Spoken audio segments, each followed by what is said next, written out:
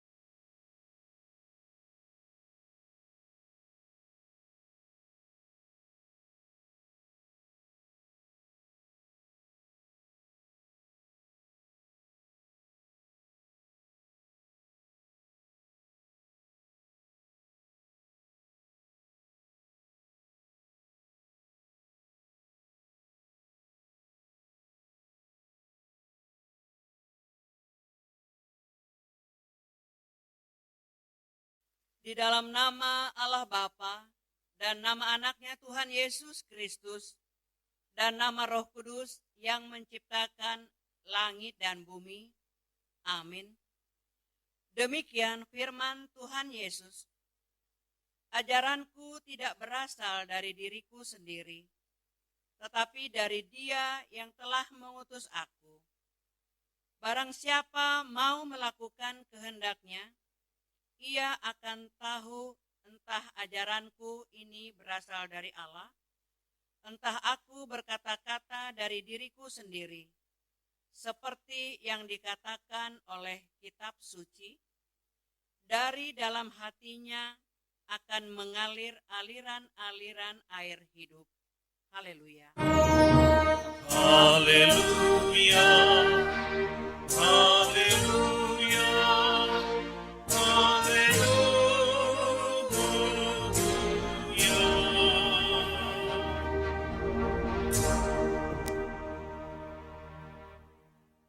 Marilah kita berdoa. Ya Tuhan Allah yang Maha Kuasa, Maha Benar dan Kudus, Engkau melawan dan mencerai-beraikan orang-orang yang congkak, tetapi menginginkan orang-orang yang rendah hatinya. Karena itu kami memohon kepadamu, tolonglah kami menjauhi kesombongan, supaya kami jangan tinggi hati, tetapi bimbinglah kami dengan Roh Kudus, supaya kami rendah hati, lemah lembut, penuh cinta kasih, jujur dan sopan terhadap sesama manusia, oleh karena anakmu, Tuhan Yesus Kristus. Amin. Jemaat dipersilakan duduk. Jemaat yang dikasihi Tuhan, kita memuji Tuhan bernyanyi dari buku ND nomor 188, ayatnya yang pertama dan ayat yang kedua.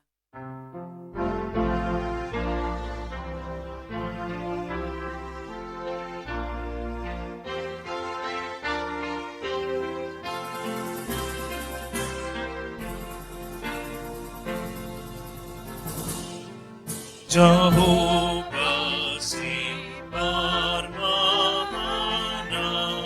yang murah menangkap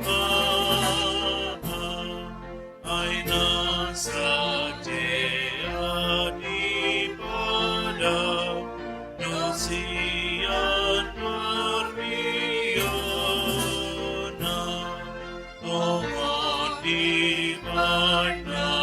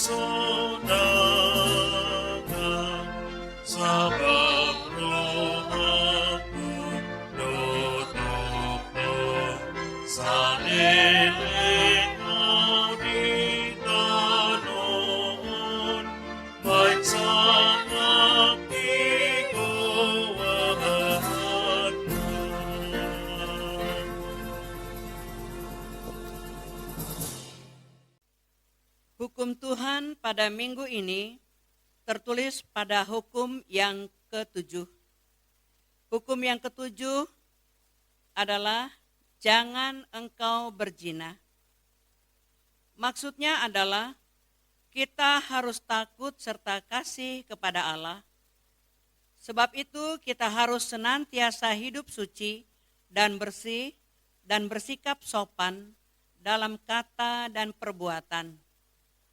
Orang yang telah berumah tangga harus setia dan saling mencintai. Marilah kita memohon kekuatan dari Tuhan kita untuk melakukan hukum-Nya. Ya Tuhan Allah, kuatkanlah kami untuk melakukan yang sesuai dengan hukum-Mu. Amin. Jemaat yang dikasihi Tuhan, kita memuji Tuhan bernyanyi dari buku ND nomor 219, ayatnya yang pertama dan ayat yang ketiga. Di ayat yang ketiga kita bangkit berdiri.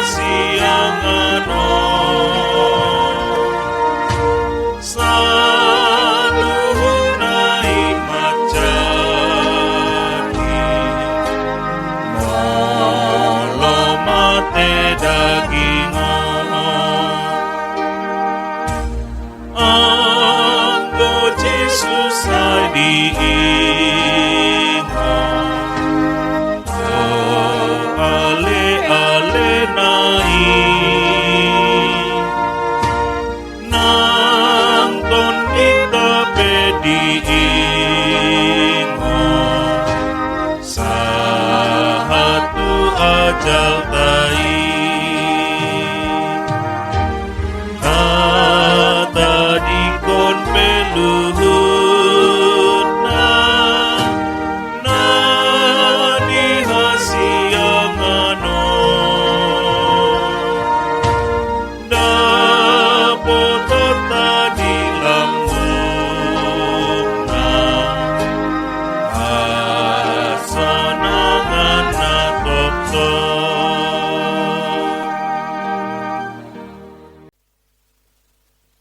Marilah merendahkan diri di hadapan Tuhan kita dan mengaku dosa-dosa kita. Kita berdoa. Ya Tuhan Allah Bapa kami yang di surga, Engkau maha murah, kasih-Mu kekal selama-lamanya. Kami datang ke hadapan-Mu, mengaku dan memohon keampunan segala dosa dan kesalahan kami. Tataplah kami dengan berkat kasih-Mu, serta ampunilah dosa kami di dalam penebus anak-Mu, Tuhan Yesus Kristus, Juru Selamat kami. Amin. Marilah kita berdoa di dalam hati kita masing-masing.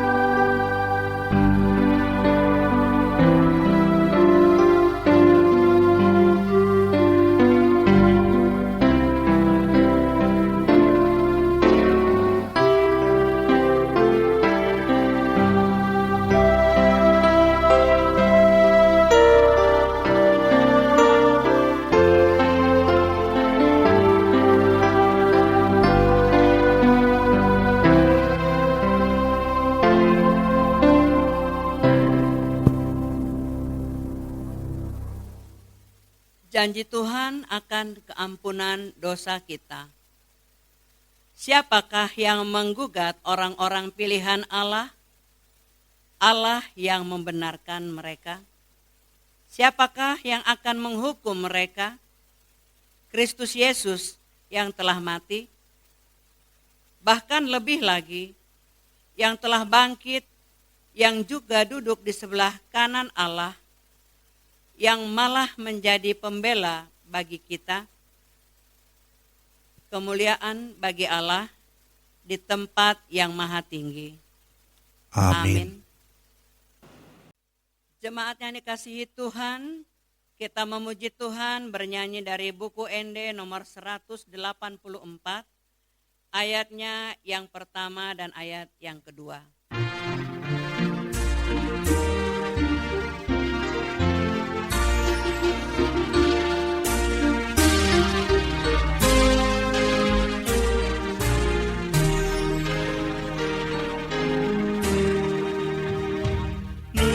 Ngatung Jepanga ojahan Niton dikina magowi Mudar ni Yesus domanahan Salele nileleng naik Nang magope portibion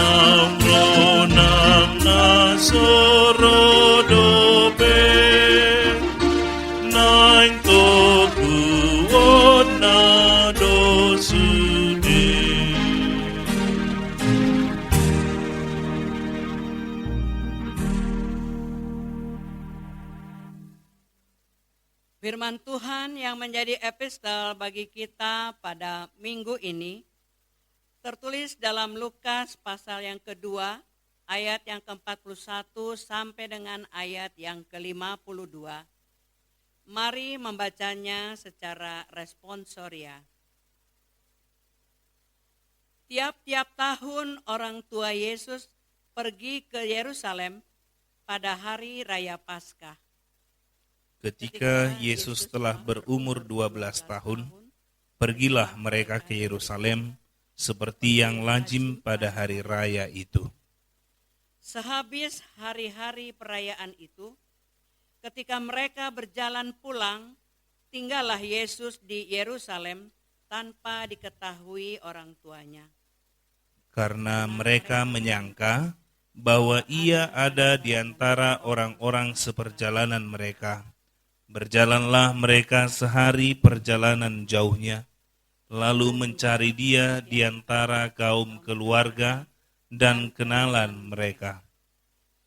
Karena mereka tidak menemukan dia, kembalilah mereka ke Yerusalem sambil terus mencari dia. Sesudah 3 hari mereka menemukan dia dalam bait Allah.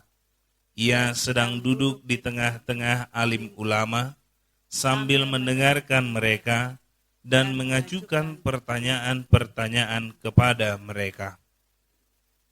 Dan semua orang yang mendengar dia sangat heran akan kecerdasannya dan segala jawab yang diberikannya.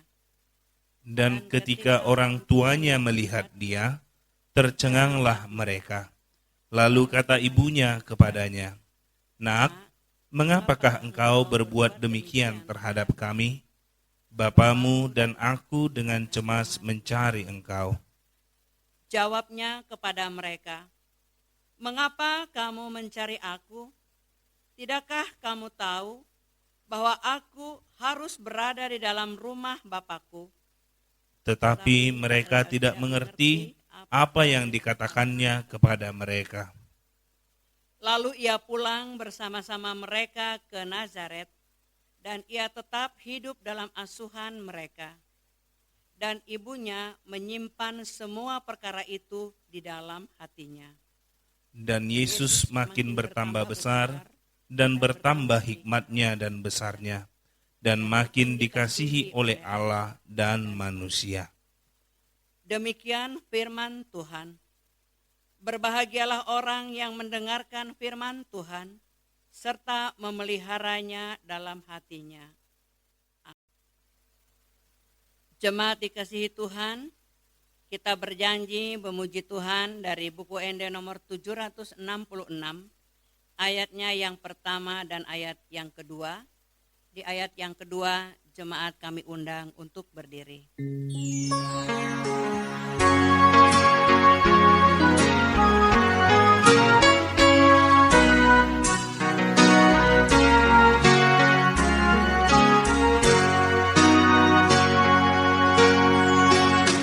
Padat nauli hodang hulu pahon Nang pola mabiarau di ngoluki Nang beholom do dalan siboluson Rodo hati uron siang langiti Oh tensohu halu pahon Audo manogihon, audo mangondihon, oh tunsohu halu pahon, audo margogoyhon, os marohami. Padan nauli hodang hulu pahon, idohu haposilas marohaki. Tondong nang dongan nang tarpangasahon, olang Tuhan Yesus haporusaki. Oh tungsohu hahalu pahon, audo manogihon, audo mangondihon, oh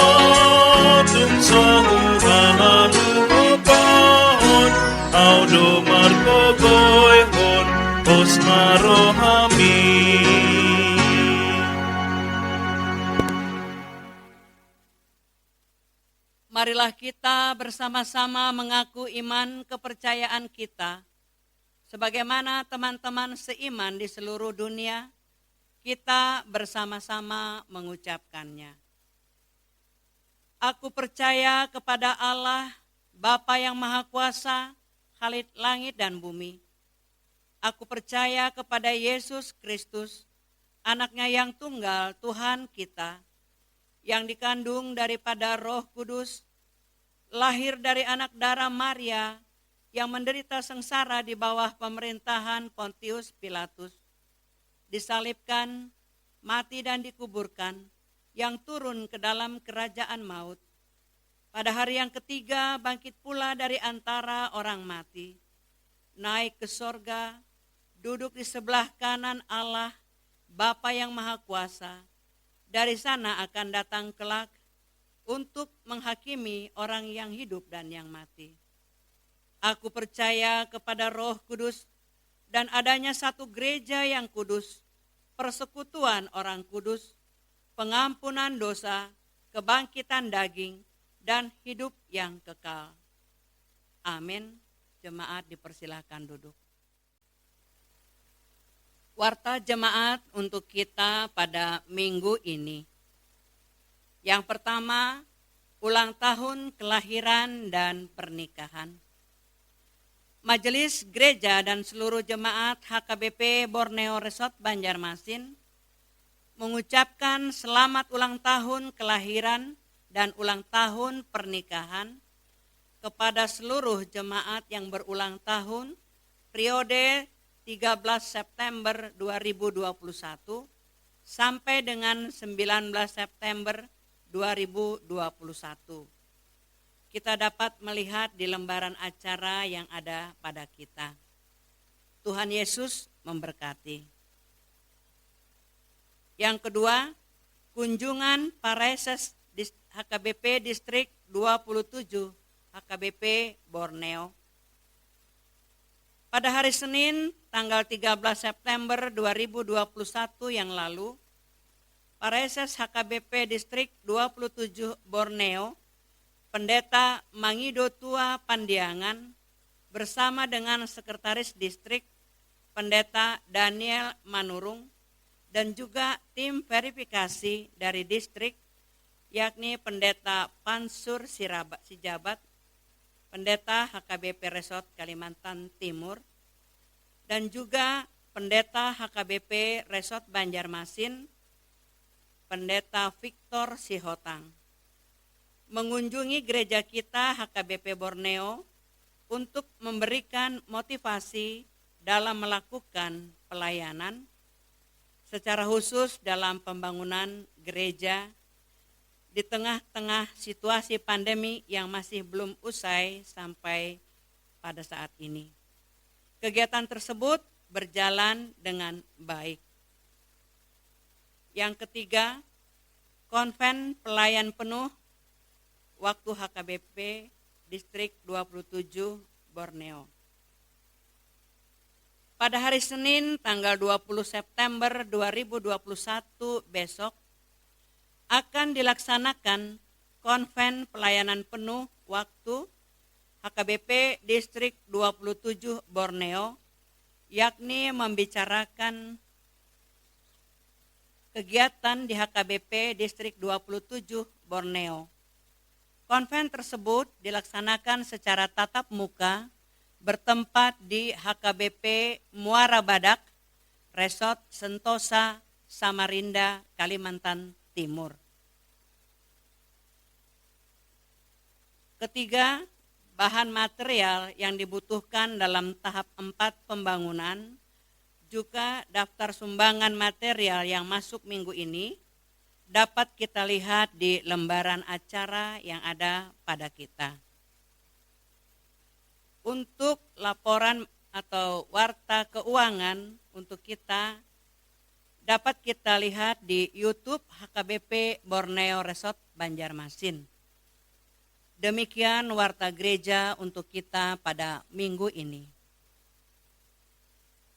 Tuhan Yesus memberkati. Jemaat yang dikasihi Tuhan, kita memuji Tuhan bernyanyi dari buku ND nomor 224, ayatnya yang pertama dan ayat yang kedua.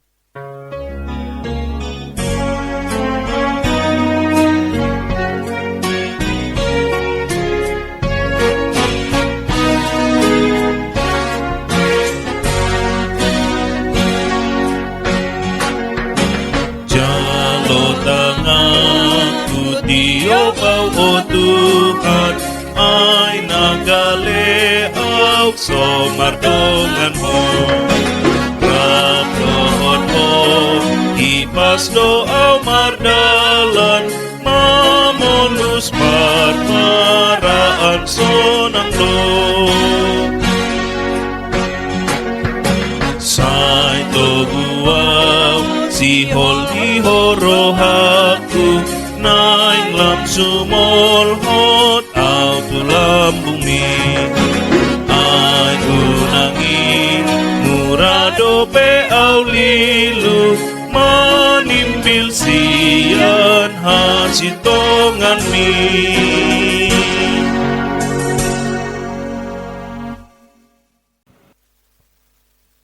Kita berdoa. Damai sejahtera Allah Bapa yang melampaui segala akal, itulah yang memelihara hati dan pikiran saudara di dalam Kristus Yesus Tuhan. Amin. Manginang remaja Naposopulu yang saya kasihi, kita kembali bertemu dalam ibadah Minggu ke-16 setelah Trinitatis lewat layanan streaming. Karena kita sampai saat ini masih beribadah di rumah kita masing-masing. Firman Tuhan yang menjadi khotbah bagi kita pada minggu ini tertulis dalam kitab Pengkhotbah pasal yang ke-10, ayat yang ke-10 sampai ayat yang ke-15. Pengkhotbah pasal 10 ayat yang ke-10 sampai ayat yang ke-15. Saya akan bacakan kepada kita sekalian.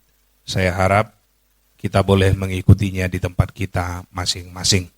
Beginilah bunyinya. Jika besi menjadi tumpul dan tidak diasah, maka orang harus memperbesar tenaga, tetapi yang terpenting untuk berhasil adalah hikmat. Jika ular memagut sebelum mantra diucapkan, maka tukang mantra tidak akan berhasil. Perkataan mulut orang berhikmat menarik, tetapi bibir orang bodoh menelan orang itu sendiri. Awal perkataan yang keluar dari mulutnya adalah kebodohan, dan akhir bicaranya adalah kebebalan yang mencelakakan. Orang yang bodoh banyak bicaranya, meskipun orang tidak tahu apa yang akan terjadi. Dan siapakah yang akan mengatakan kepadanya apa yang akan terjadi sesudah dia? Jerih payah orang bodoh melelahkan orang itu sendiri, karena ia tidak mengetahui jalan ke kota. Demikian firman Tuhan. Bapak Ibu, amanginang, saudara-saudari yang terkasih, ada satu perumpamaan bagi kita orang Batak yang mengatakan seperti ini, ijuk di para-para, hotang di parlabian.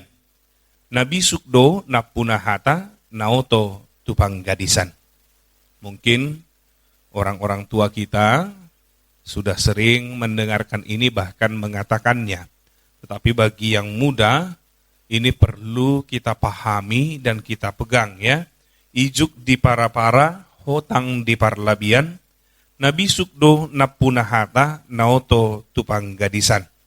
Ini berarti bahwa orang yang memerlukan atau orang yang selalu mengutamakan hikmat kebijaksanaan, mencari, menggapai hikmat kebijaksanaan supaya ya tidak terjadi kebodohan menimpa atas dirinya, karena ketika kebodohan itu ada di dalam diri kita, maka kita akan dipinggirkan, maka kita akan dikucilkan, maka kita akan diasingkan. Oleh karena itu, supaya kita tidak dipinggirkan, supaya kita tidak dikecilkan, supaya kita tidak tersisih, maka betapa pentingnya hikmat kebijaksanaan. Oleh karena itu, kita harus tetap belajar terus-menerus, sehingga itu bisa menimbulkan hikmat, sehingga itu boleh menolong kita di dalam menjalani perjalanan hidup kita ke depannya. Inilah betapa berharganya hikmat kebijaksanaan itu. Lalu, dalam saat ini khotbah kita juga, Tuhan menginginkan kita hidup ya di dalam didikan di dalam Tuhan, hidup dalam kebijaksanaan. Lalu, kebijaksanaan, kepintaran yang seperti apa yang Tuhan minta dari kita, ya? Kebijaksanaan, kepintaran yang bagaimana atau seperti apa yang Tuhan minta, yang seperti Ia inginkan lewat firman Tuhan kita saat ini. Nanti kita boleh melihatnya, sehingga itu boleh kita hidupi di dalam perjalanan kehidupan kita. Ada ucapan yang sudah sangat lama, kalau ini mungkin bukan hanya orang tua kita, tetapi kita juga sudah pernah mendengarnya, karena ini juga sangat berarti banyak di dalam perjalanan kehidupan kita. Ada perkataan, tong kosong nyaring bunyinya, ya. Ini diperuntukkan atau digambarkan kepada seseorang yang begitu banyak di dalam berbicara, tetapi itu tidak benar semua, atau dikatakanlah ini asbun, asal bunyi, ya. Banyak sekali perkataannya, seolah-olah dia semua tahu dari segala sudut, segala bidang, ya. Kalau ditanya seperti ini, dia langsung banyak berkomentar. Kalau ditanya dalam bidang ini, dia begitu banyak komentar. Padahal apa yang dia katakan itu tidak ada benarnya. Dia ingin banyak sekali dia bicarakan, seolah-olah ditengok orang bahwa begitu hebat dia, semua lini, semua bidang bisa dia pahami. Ternyata dari apa yang dia bicarakan itu, satu pun tidak ada yang benar, ya. Tidak ada yang benar. Itulah sering dikatakan, tong kosong nyaring bunyinya. Orang-orang seperti ini pasti selalu disisihkan. Orang-orang seperti ini selalu dipinggir. Karena memang sebenarnya dia bukan orang yang pintar. Sebenarnya dia adalah orang yang pintar berbicara, tetapi tidak ada maknanya. Jadi ini perlu disingkirkan karena hanya menghabiskan waktu, ya, menghabiskan waktu tetapi tidak memiliki makna.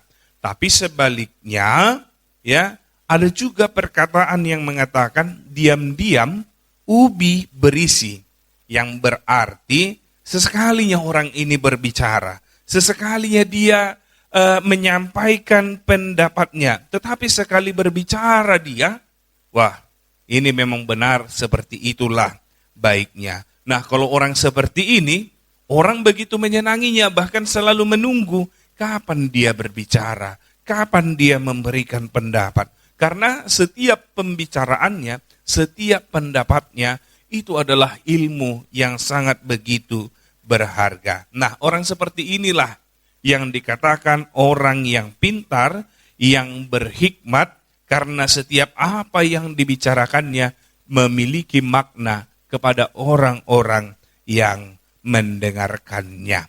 Nah, firman Tuhan pada saat ini menunjukkan bagaimana kerugian dari seorang yang bodoh dan kelebihan dari orang yang pintar mengikuti apa yang telah dikatakan oleh Raja Salomo. Karena pengkhotbah ini dituliskan oleh Salomo, yaitu raja yang penuh dengan hikmat dan kebijaksanaan yang dari Tuhan.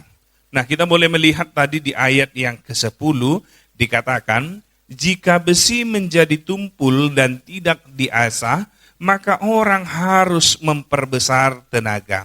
Jika besi menjadi tumpul dan tidak diasah, maka ya orang harus memperbesar tenaga. Bagaimana mungkin, ya, Ketika kita memiliki kampak yang tumpul, parang yang tumpul, kita pakai untuk menebang kayu. Hanya tenaga yang begitu luar biasa yang terkadang yang kita lakukan, tetapi hasilnya tidak ada. Inilah gambaran yang pertama sekali yang ditunjukkan oleh nas kita saat ini, bagaimana orang-orang yang bodoh. Dia tahu mau melakukan sesuatu perbuatan besar, tetapi dia tidak memiliki persiapan yang matang untuk itu. Dia mau merubuhkan kayu yang besar, tetapi dia tidak mengasah kapak, dia tidak mengasah pisau, dia tidak mengasah parang untuk memotongnya. Ya, begitulah orang yang bodoh. Ya, bagaimanapun kekuatan tenaganya akan habis terkuras karena dia tidak memiliki alat yang mumpuni untuk memotongnya. Tetapi orang yang pintar, dia pasti tahu apa yang harus ia lakukan sebelum ia memotong kayu yang besar. Dia pasti mengapah kapaknya, dia pasti mengapah parangnya, sehingga semua boleh berjalan dengan baik, tenaganya tidak begitu banyak diporsir, dan hasilnya cepat dilaksanakan, dan kayu itu pasti bisa dirobohkan dengan cepat, dan tenaga yang tidak begitu habis. Nah, ini adalah gambaran yang pertama sekali yang diberikan oleh nas kita pada saat ini. Bagaimana orang yang bodoh dan bagaimana orang yang pintar. Orang yang bodoh akan menghabiskan lebih besar kekuatan tenaganya, tetapi hasilnya begitu ya lama ia dapatkan. Orang yang bijaksana maka dia akan mempersiapkan dirinya, ya, mempersiapkan peralatannya sehingga memiliki hasil yang baik tanpa harus mengeluarkan tenaga yang begitu ekstra, tetapi dia boleh memotong ataupun merubuhkan kayu itu. Orang yang pintar, kekuatan pikirannya, kekuatan tenaganya tidak akan berakhir sia-sia, itu maksudnya. Sedangkan orang yang bodoh, betapa kuatnya pun dia menurutnya, betapa hebatnya pun dia menurutnya, maka itu akan menjadi kesia-siaan. Karena dia tidak memiliki persiapan yang matang, dia tidak memiliki peralatan yang baik. Itulah tadi perbedaan yang pertama yang ditunjukkan oleh nas ini, betapa pentingnya kita belajar untuk mencari hikmat dan kebijaksanaan, dan betapa kita harusnya melihat apa yang harus kita persiapkan sehingga kebodohan tidak menghinggapi kita. Itu makanya tadi dikatakan, ya Nabi Sukdo napunahata naoto tu panggadisan. Ketika kita menjadi bodoh, tidak mau belajar, maka kita akan dipinggirkan. Yang kedua, orang yang bodoh sering digambarkan seperti orang yang menangkap ular, ya. Orang yang menangkap ular. Ada suatu kejadian dulu, ya mungkin itu juga dulu orang-orang tua dahulu ketika hendak menangkap ular, ya selalu ada perkataan. Kalau dikatakan di sini tadi di ayat yang dalam firman Tuhan kita di ayat yang ke-11, jika ular memagut sebelum mantra diucapkan, maka tukang mantra tidak akan berhasil. Orang bodoh digambarkan seperti orang yang menangkap ular, tetapi dia tidak mengucapkan mantranya. Ini bukan mau mengajari tentang mantra ya, tetapi bagaimana bentuk kebodohan. Dia tahu bahwa menangkap ular itu berbahaya karena bisa mematok kita, bisa memagut kita, tetapi ada caranya yang ditunjukkan. Ketika kita membaca mantranya, maka kita tidak akan dipatuk, kita akan tidak dipagut. Tetapi orang yang bodoh tidak akan memperhatikannya. Lalu dikatakanlah itu seperti orang yang bodoh yang menangkap ular, tidak dibaca mantranya, maka dia akan dipatuk. Artinya orang yang bodoh akan mendatangkan mara bahaya dalam kehidupannya. Ini dia. Orang yang bodoh akan mendatangkan bahaya dalam kehidupannya. Ketika bahaya itu datang, orang yang bodoh tidak tahu melepaskannya atau menghindarinya. Bahkan dia terjebak dalam persoalan itu. Karena itulah digambarkan tadi orang bodoh itu seperti orang yang menangkap ular. Dia tahu bahaya tetapi dia tidak bisa melepaskan dirinya dari bahaya. Karena pasti semua tahu menangkap ular itu berbahaya, maka dia harus mempersiapkan dirinya. Kalau tadi orang yang menangkap ular itu, orang yang bodoh itu, dia tahu bahaya datang tetapi dia tidak bisa menghindarinya. Kalau orang yang pintar, dia pasti menghindarinya. Itulah yang kedua, gambaran bagaimana antara orang yang bodoh dan orang yang memiliki hikmat kebijaksanaan. Bahaya, dia pasti tahu menghindarinya ketika bahaya itu menghampirinya. Orang yang bodoh, dia tahu mara bahaya menghampirinya, tetapi dia tidak bisa lepas dari persoalannya itu. Lalu yang ketiga, dikatakan tadi di ayat yang ke-12, perbedaan orang yang bodoh dengan orang yang berhikmat. Perkataan mulut orang berhikmat menarik, tetapi bibir orang bodoh menelan orang itu sendiri. Bibir orang bodoh menelan diri sendiri, ya, menelan orang itu sendiri. Ada perkataan orang Batak juga yang mengatakan, joloni dilat bibir, asa nidok hata, ya. Joloni dilat bibir, asa nidok hata. Artinya, perlu kehati-hatian di dalam berbicara. Perlu kita pikirkan, kalau seperti ini nanti aku ungkapkan, apa yang akan terjadi? Manat asa unang tarubung ate. Manat asa unang tarimas halak nama bege hatata. Joloni dilat bibir, asa nidok hata. Tetapi orang yang bodoh, dia tidak akan peduli dengan itu. Dia hanya langsung mengucapkan apa yang diperkatakannya.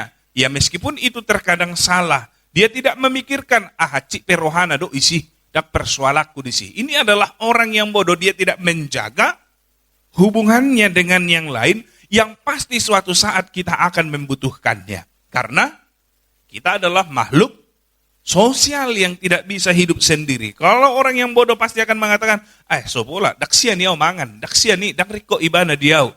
Ini sering, aduk mai sia cik rohana. Kalau memang benar perkataannya masih baik lagi. Ini udah yang salah, berkeras lagi dengan kesalahannya, bahkan ya menyakiti hati orang lain, maka firman Tuhan juga saat ini mengatakan bibir orang bodoh akan menelan orang itu sendiri. Marana mana rotu hita, ya. Ketika orang sakit hati dengan kita, dengan kesalahan yang kita lakukan karena kita tidak hati-hati, karena kita tidak memikirkannya secara matang, maka persoalan akan menghampiri kehidupan kita. Itulah digambarkan tadi, bahwa orang yang bodoh akan mencari mara bahaya dalam kehidupannya. Tetapi orang yang berhikmat selalu selalu sebisa mungkin untuk mengasingkan ataupun untuk menghindari persoalan datang ke dalam kehidupannya. Lalu yang keempat, sudah ada 3 ya. Yang pertama tadi, orang yang bodoh tidak mengasah pisaunya. Yang kedua tadi, orang yang bodoh, dia tidak akan mempersiapkan, tidak akan bisa keluar dari persoalannya, menangkap ular tanpa peralatan. Lalu orang yang bodoh tidak memikirkan apa yang hendak dia perkatakan. Yang keempat, digambarkan orang yang bodoh itu adalah orang yang banyak bicara. Dikatakan di ayat yang ke-14, orang yang bodoh banyak bicaranya, meskipun orang tidak tahu apa yang akan terjadi dan siapakah yang akan mengatakan kepadanya apa yang akan terjadi kepada dia. Inilah yang tadi yang kita bilang tong kosong nyaring bunyinya. Kalau di orang Batak di dok marhata manggang maun. Bisalah dihubung-hubungkannya ini dari A sampai ke Z. Tetapi tidak ada sebenarnya yang benar dari apa yang dikatakan. Dikatakanlah orang ini sok tahu, sok tahu, bukan tahu, tetapi adalah orang yang sok tahu, atau mungkin ini banyak bicara tetapi tidak ada perbuatan. Oleh karena itu, ini perlu kehati-hatian apalagi di zaman kecanggihan IT sekarang, apa yang kita ucapkan, apa yang kita omongkan, itu terekam, mempunyai jejak rekam digital, dan itu bisa membahayakan di dalam kehidupan kita. Tetapi, orang yang hidup dalam kebijaksanaan, dia pasti sangat hati-hati mengucapkan apa yang hendak dia ucapkan. Kalau boleh, ucapan yang dia ucapkan itu memberikan semangat, motivasi kepada kawan-kawannya. Ya, orang yang berhikmat juga akan menyampaikan perkataannya untuk mengingatkan dan melakukan perbuatan-perbuatan yang benar. Lalu yang kelima, dikatakan bahwa di ayat yang ke-15, jeripaya orang bodoh melelahkan orang itu sendiri, karena ia tidak mengetahui jalan ke kota. Hanya lelah saja, ya. Jeripaya yang dia lakukan, ya, tenaga yang dia habiskan, uang yang dia habiskan, tidak bermanfaat, tidak berguna, sia-sia, ya. Tak ada faedahnya, tak ada manfaatnya. Itulah yang orang dinyatakan orang yang bodoh. Dia tidak tahu menggunakan apa yang ada padanya, sehingga apa yang ada padanya hanya menjadi kesia-siaan. Digambarkan tadi, dikatakan di situ, karena ia tidak mengetahui jalan ke kota. Dia sudah tidak tahu jalan yang menjadi tujuannya, tetapi dia malu untuk bertanya. Seperti apa yang dikatakan orang yang pintar, akhirnya malu bertanya, sesat di jalan. Atau malu bertanya, akhirnya jalan-jalan. Nggak akan sampai dia kepada tujuannya. Nggak sampai kepada apa yang menjadi fokusnya. Apa yang menjadi goalnya. Sia-sia apa yang dia keluarkan. Sia-sia apa yang dia jalani. Oleh karena itu, ketika kita lihat 5 poin tadi, sangat rugi menjadi orang yang bodoh. Sangat rugi ketika kita bertahan di dalam kebodohan yang kita miliki. Oleh karena itulah kenapa orang yang bodoh selalu dipinggirkan oleh orang. Seperti yang dikatakan, tupang gadisen nama aka naotoi. Karena dia tidak tahu apa yang sedang terjadi dalam hidupnya. Karena dia tidak tahu apa yang harus ia lakukan dalam hidupnya. Karena ia tidak tahu bagaimana melepaskan dirinya dari persoalan. Karena ia tidak tahu menghindari persoalan yang ada di dalam kehidupannya. Oleh karena itu, lewat firman Tuhan saat ini kita diajak, janganlah menjadi orang yang bodoh, tetapi hiduplah di dalam hikmat dan kebijaksanaan. Itu makanya kita diajak pada saat ini untuk hidup dalam didikan Tuhan, ya. Karena hanya dengan takut akan Tuhan, kita mendapatkan hikmat kebijaksanaan. Ada cita-cita orang Batak, dan pasti ini juga cita-cita semua orang, bahkan dalam satu umpasa, cuman aku lupa apa itu umpasanya, di akhirnya dia menyatakan seperti ini, saitubu ma'anak nabisuk dohok boru nama roha. Ya, ketika ada pengantinan, ketika ada pasahatan ulos, ada umpama-umpasa, itu selalu dikatakan, ujungnya saja yang saya ingat, saitubu madihamu anak nabisuk dohok boru na marroha. Tidak pernah orang menginginkan anaknya menjadi anak yang bodoh, tetapi semua orang menginginkan anaknya menjadi anak yang memiliki kebijaksanaan dan memiliki hati yang baik, memiliki anak yang pintar, memiliki kepribadian yang baik. Dan itu pasti menjadi doa kita kepada Tuhan. Lalu, percayalah Tuhan pasti menjawab apa yang menjadi doa kita. Lihat, begitu banyak anak orang Batak, ya. Anak orang Batak itu adalah orang yang bijaksana dan orang yang memiliki karakter yang baik, dan semoga Tuhan menambahinya. Bapak Ibu, Amanginang, remaja Naposo Bulung yang saya kasihi di dalam nama Tuhan Yesus, inilah betapa pentingnya kita harus mengupayakan kebijaksanaan. Tidak ada yang menginginkan kebodohan, tetapi lewat firman Tuhan saat ini kita mau diingatkan bahwa hanya Tuhan sumber dari kebijaksanaan, dan sumber dari kepribadian yang baik.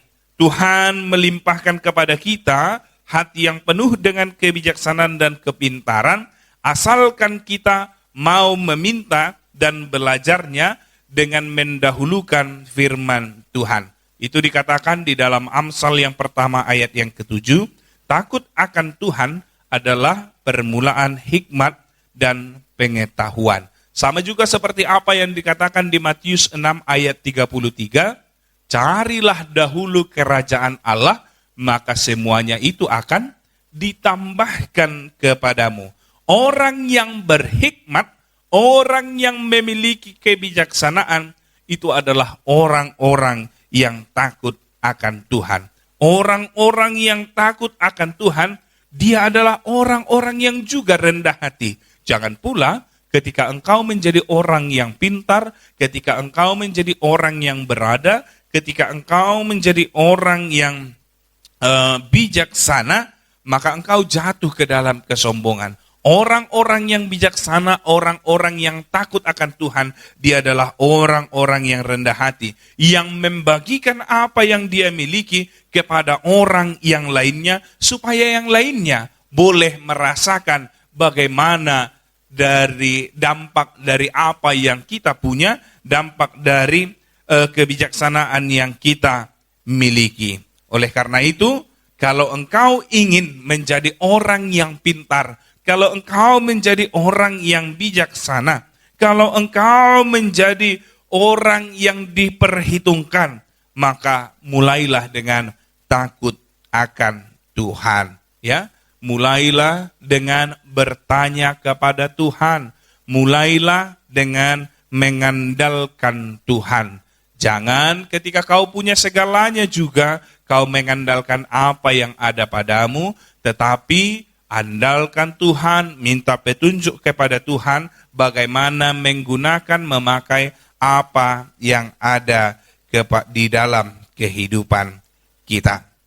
Oleh karena itu, firman Tuhan mau mengajak kepada kita, jadilah anak yang bijaksana, jadilah anak yang pintar, jadilah anak yang memiliki kepribadian yang baik, karena itu sangat menguntungkan, karena itu sangat diinginkan.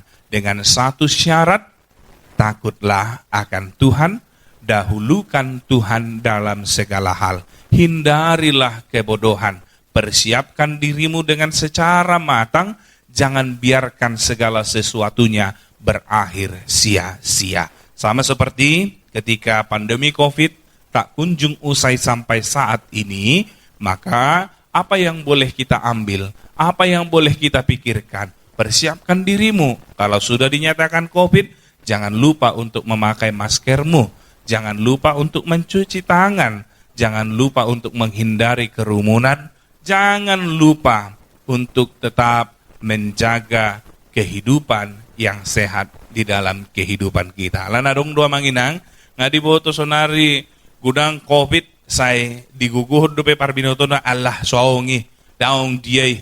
Nah ini nggak bisa ya.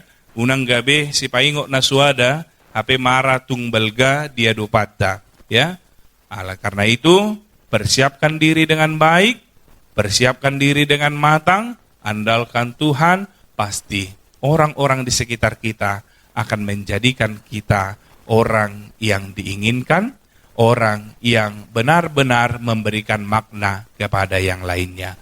Orang yang bijaksana, orang yang takut akan Tuhan, orang yang memiliki dampak yang baik, dan orang yang dinanti-nantikan oleh yang lainnya yang ada di sekitarnya. Semoga kita menjadi orang-orang yang bijaksana. Tuhan memberkati. Amin, kita berdoa.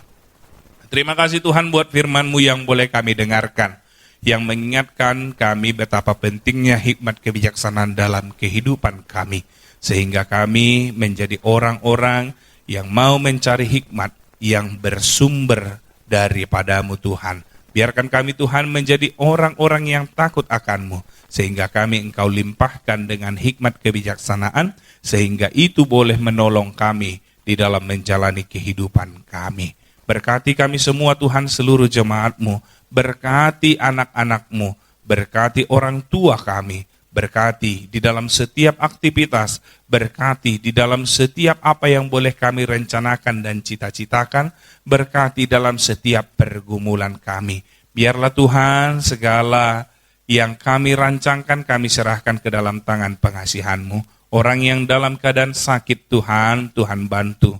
Terlebih dalam setiap proses yang boleh dilewati, Tuhan ada bersama dengan mereka, menguatkan mereka, memberkati para medis yang melakukan penanganan, sehingga itu juga boleh menjadi saluran berkat Tuhan. Bagi yang sedang bergumul, Tuhan kuatkan, dan Tuhan bantu, Tuhan tolong. Demikian juga Tuhan dalam setiap apa yang boleh kami lakukan, Tuhanlah yang bersama dengan kami, sehingga kami boleh menjalaninya dengan baik. Begitu juga dengan gereja-Mu ya Tuhan, Engkau memberkati, sehingga gereja-Mu boleh bertumbuh seperti apa yang Engkau inginkan. Berkati Tuhan ketika saat ini dalam sedang proses pembangunan, sehingga itu boleh berjalan dengan baik. Kami yakin dan percaya Tuhan akan menolong kami, lewat jemaat-Mu, lewat orang-orang yang ada di sekitar kami, sehingga apa yang kami rencanakan dan rancangkan di dalam rumah-Mu, boleh berjalan dengan baik. Kami serahkan Tuhan seluruh jemaat-Mu, dalam berbagai persoalan yang dihadapi, kami yakin dan percaya Tuhan akan menolong dan membantu. Ampunkan kami Tuhan dari dosa dan pelanggaran, kami semakin layak disebut sebagai anak-anak-Mu. Dalam Kristus Yesus kami berdoa dan bersyukur. Amin. Kita bernyanyi dari buku ND nomor 716, ayat 1 dan ayat 2, sambil mengumpulkan persembahan.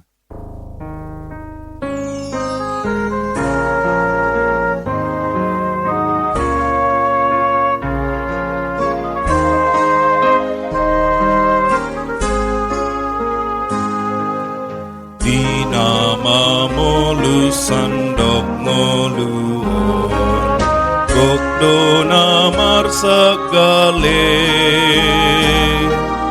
moan sinondang tuna holomi asa marko komuse kahen maahu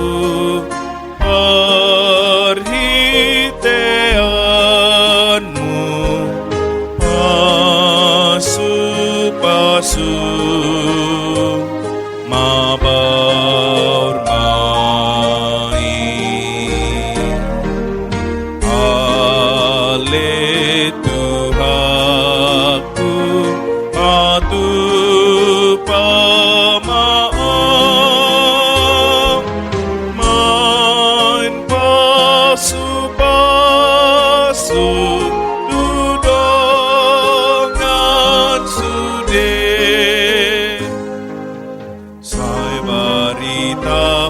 Yesus na burju tuk manesa dosai asa porsea di Yesus tutu dengan pamainmu di sini kahen maahu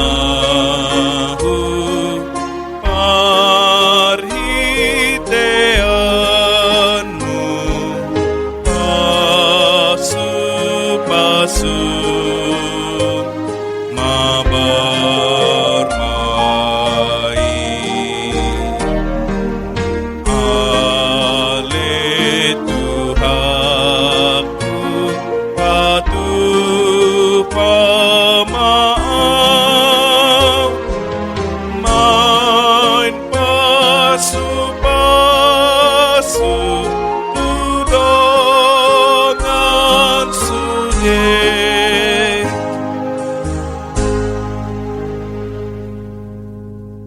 Marilah kita berdoa untuk menyerahkan persembahan kita kepada Tuhan. Ya Allah, Bapa kami yang di surga, kami mengaku bahwa Tuhan adalah sumber dari segala karunia yang melimpah dalam kehidupan kami masing-masing. Sebahagian daripada karunia itu, kami serahkan kembali sebagai persembahan kepada Tuhan. Terimalah dan berkatilah persembahan umat-Mu ini, agar dapat kami pergunakan untuk pekerjaan dan pelayanan kerajaan Tuhan di dunia ini. Bukalah hati kami untuk mengenal betapa banyak berkat dan karunia yang kami peroleh dari Tuhan, supaya kami senantiasa bersyukur kepadamu. Di dalam nama Yesus Kristus Tuhan kami. Amin. Tuhan karuniamu roh dan jiwaku semua, nyawa juga hidupku, harta milikku semua, ku serahkan padamu untuk selama-lamanya.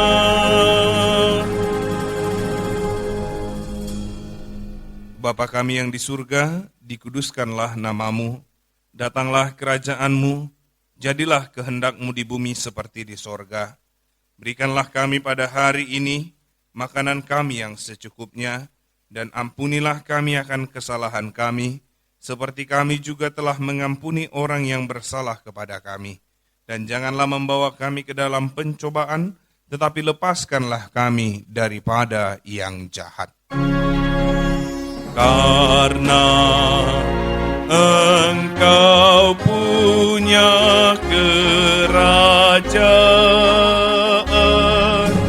dan kekuasaan dan kemuliaan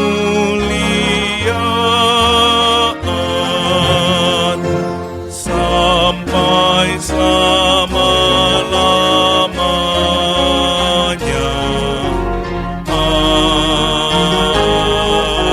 Amin.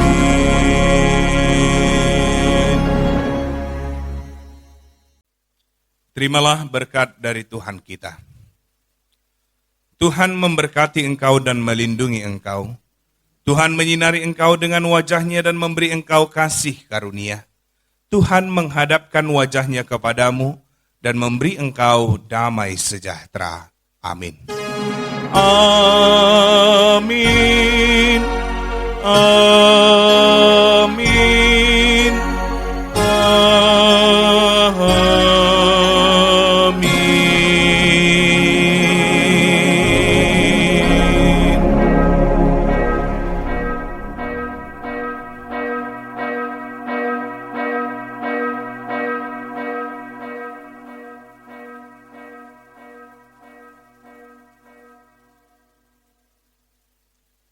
Shalom. Selamat hari Minggu buat kita seluruhnya. Amang, Inang, remaja Naposo Bulung dan anak-anak kami sekolah minggu. Kini kembali kita untuk memulai aktivitas kita di dalam satu minggu ini. Semoga Amang, Inang, remaja Naposo Bulung dan anak-anak kami disertai Tuhan dalam setiap aktivitas kita, dalam apapun yang boleh kita lakukan. Terlebih diberikan Tuhan kepada kita semuanya kesehatan, sukacita, umur yang panjang, terlebih juga rezeki yang berlimpah. Tuhan yang menjagai dan memberkati kita. Horas.